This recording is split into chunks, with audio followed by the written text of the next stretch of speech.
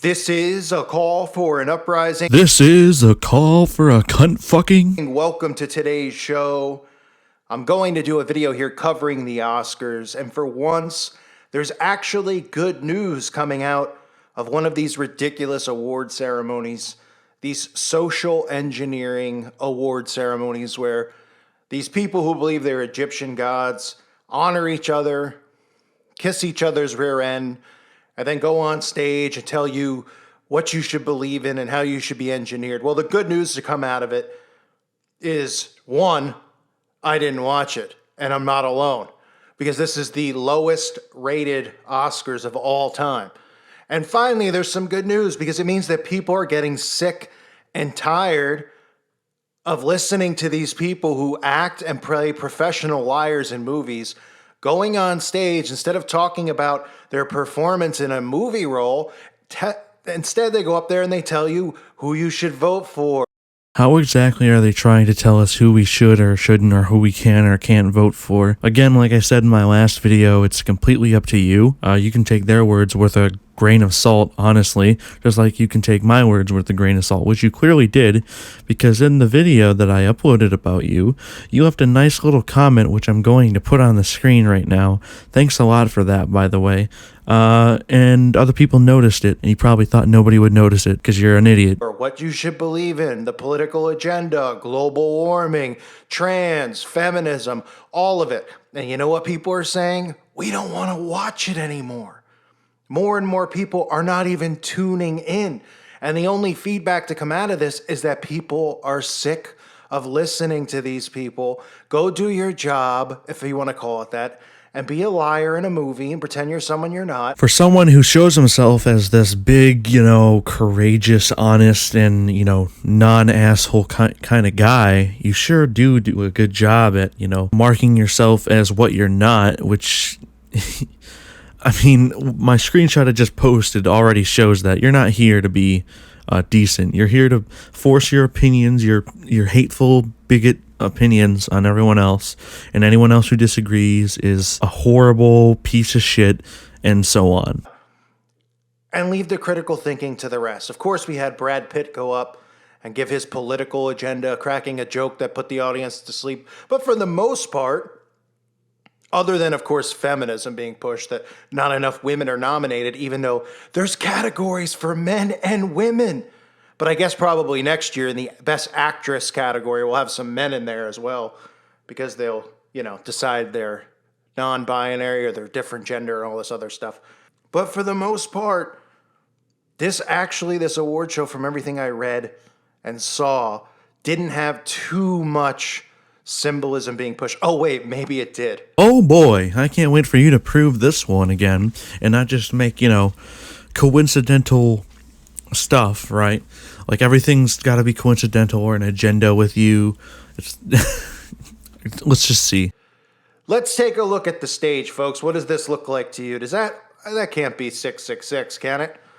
Now, various different views of it. You could see them put what looks like an eyeball, an oculus behind it. But I know people say that's a stretch. These set designs are always the same, right? The runway's filled with pyramids, right? They enter the building through a giant pyramid on the carpet. People go, it's just a way to get in. I mean, it's literally a joke. The pyramids are behind them everywhere. And don't forget the statue, the Oscar itself, and what it represents. It represents Pitta, or as I like to call this Egyptian god, Spitta, because I'm not interested. I'd rather spit on it. This Egyptian god that they worship, the statue, you could see the similarities. It's the same exact thing. If I take another character and put them in the crucifix, right, just like Jesus, does that character instantly become Jesus Christ? No. So just because it shares the same pose doesn't mean it's the same thing, you fucking moron. It's the ancient Egyptian god, the god of creator, Pitta, or Ptah, or Spitta, is also known as the god of wisdom and craftsman. I love how you're willing to make fun of other people's religions, but when people make fun of yours, it's like this big deal, and you cry about it, and you make several videos about it. But the moment You do it to us. It's supposed to be like, oh, we're fine with it. You're not disrespecting anyone else's religion. You fucking hypocrite. What is craftsman? Kraft macaroni and cheese. Oh, craftsman. Right. Where do we always hear craftsman? Oh, that's right. In Freemasonry, right? They're always talking about their craft and how they're craftsmen. I don't think they're talking about arts and crafts. I'm pretty sure they're not going to the rag shop, if that's still in business, and they're getting some, some sticks and some paint, and they're building little houses and toys and stuff. Although they probably are still doing that, the creeps, the Shriners especially. No, craftsmen. And where else do we hear the craft, the power of the craft, other than Freemasonry? Oh, witchcraft. It has something similar with it. Therefore, it becomes the very thing that it has something similar with. Oh my god, that means we should believe every single thing you say. You're a fucking idiot, dude. Everything you say is based on likelihood or not likelihood. I wouldn't even say that. It's based on coincidence, moreover. And when you are asked to back yourself up, especially in HH's videos, if you don't know who HH's is, check the description of this video. You avoid the subject completely and start getting off track and asking things that are completely irrelevant to the topic at hand. The Craft, the movie, The Craft. What a coinky-dink that Ptah would stand for that, and that all these Egyptian, these Egyptian worshipers, these celebrities who believe they're Egyptian gods reborn, that they would hand each other these little statues that they probably go home and sit on. What a coincidence, right? So we have the Ptah, we have the stage, of course, the symbolism on the runway and all that stuff. And then you just get the basic agendas that we always see, right? More and more men showing up on the red carpet here wearing dresses because, the more we see it, the more we'll be desensitized to it. Well, not me. Jesus, dude. Did you smoke a shit ton of cigarettes in your younger years? Because you are just in between each thing you say, and it's almost like you can't finish a sentence without doing that. It's very weird in that, fine, if you have something against gay or trans people, keep it to yourself though, man. Don't go around the internet acting like, everybody needs to have your opinion or we're all gonna burn or we're degenerates or something. Honestly, besides your fans, the quote-unquote fans that you've got, no one actually likes what you're saying. No one thinks it's smart, all right? Not me. I'm not at I know how this mind control works, right?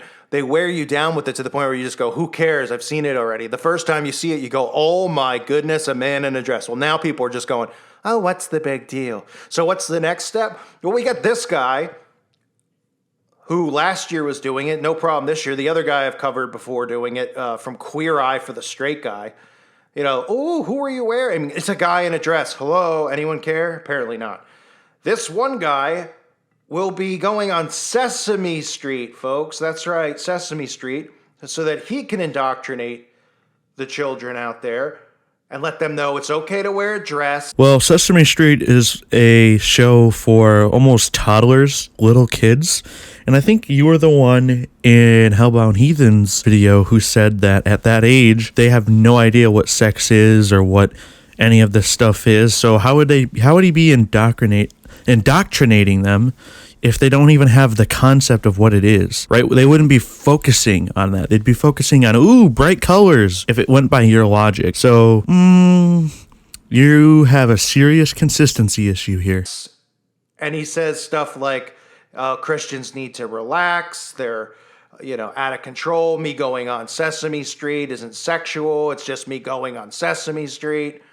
And, they're the ones who are thinking about the bedroom. Actually, what we're thinking about is the fact that you're going on there. You're a man who wears a dress. So you're telling kids that this is okay and that this is normal when it's not normal. And it's not. So where are you taking this information from? Where are you getting all this where he's, specifically going to be reading lines on the show telling kids, hey, you should do this too? Because I'm pretty sure he's going to be acting as a character and not telling people, what the agenda he wants to push. Also, how is it wrong exactly? It's weird, in my opinion, yes, but it's also their right? It's their body. They get to wear what clothes they want. If you want to wear a giant robe only and a pair of underwear out in public, congratulations. You're an idiot and you dressed like a moron, but it's still your right, and that doesn't make it wrong. It doesn't make it wrong just because I view it as dumb. Okay, and you shouldn't be around kids. It's the same stuff with the drag story hour. Why do all the stories that come out of this about these guys happen to be caught and convicted offenders who are back out there dressing up like this, getting close to kids? First of all, if you're calling this guy a sexual predator, citation needed. Show the evidence, please. Yeah, don't just throw out claims like that, because that's not a good thing. So obviously this is an agenda. They love to use these celebrities for it, right? Just wearing I mean, it's like you're hateful if you laugh at this. I mean, it's unbelievable, right? I mean, how much are they normalizing this stuff? And people are just like, no, it's not a big deal. That's how I get it across. It's how the Satanists get into your town halls, because you hear the story over and over. Oh, Arizona, Florida, Satanists are are attending the council meetings and doing a Hail Satan prayer. Oh, I know, right? How dare people of different religions get to have political says, right? In a country that was started by people who wanted religious freedom because they broke off from the British. Yeah, how dare people who wanted religious freedom from the beginning, how dare people in the present who want to exercise that continue to try to exercise that? I mean, just horrible people, right? And at first people were mad, and then they just go, well, it's normal. We've heard about it already. So what's next? Right? That's how they desensitize you to all of these things. But there is good news. And the good news is that people are becoming more and more turned off. They're realizing that these celebrities are forcing their agendas. Oh, man, they're just forcing their agendas. It's not like the person who's speaking currently on the other voice is also forcing his agenda on everyone else, right? The person who introduces himself as a call for an uprising, speaks as if everything he says is a fact. I mean, come on, dude. Really? Everyone can see that you aren't really, speaking for the entire majority of Christians. Right? I've read your comment sections, and there's the radicals who believe exactly everything you're saying, and then there's the other ones who say, wait a minute, something ain't adding up about this guy. Something about this guy just doesn't seem very Christian. He's angry, he swears, he calls people a slur for people who are gay. He calls people lots of names. That's not really Christian of him, right? And your excuse for that is like, oh, we need to get angry. We need to get, but that's not in your book. That's not in your book, is it? You're not supposed to get like that, are you? Exactly.